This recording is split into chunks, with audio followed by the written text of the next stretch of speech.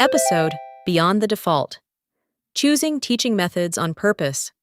In a faculty development session, 3 educators press Professor Jennie on how to choose teaching methods without defaulting to the familiar.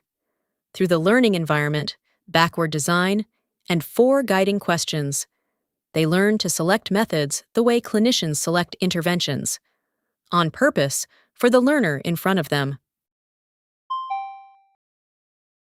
A faculty development room in a school of nursing. Chairs in a loose circle. A cohort of educators has gathered to rethink how they teach. I have taught the same way for 15 years. Lecture works. Why should I change what already fills the room with content? Content filling the room is not the same as learning filling the learners. Let me ask you a harder question. I reach for Lecture 2 only because building anything else feels heavier than the hours I have to give it. We would never treat every patient with one intervention, yet we often teach every learner with one method. Why the difference? Time to reflect. Recall a method you return to out of habit. What does it accomplish well, and what does familiarity keep you from noticing?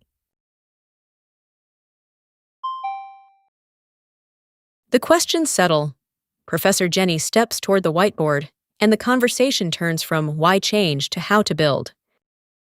A method only works inside the room you build for it. Before any strategy, tend to the learning environment.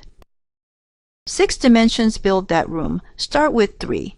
Clear communication, shared vulnerability about what we do not know, and honest boundaries with learners. Shared vulnerability worries me. If I admit a debrief did not land, will novice faculty lose confidence in me? The opposite usually. Naming what changed your thinking models the very inquiry you want.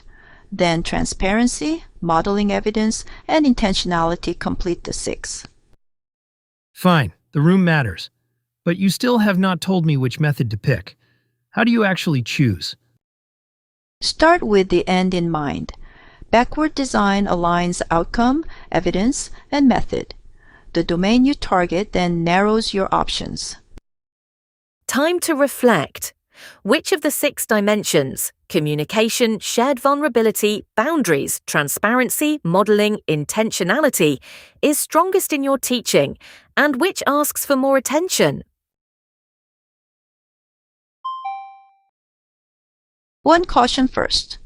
When we do all the talking, even a debrief becomes a lecture, and learners quietly slip into passive seats. So what is actually on the menu? I want to see the range before I commit to one strategy.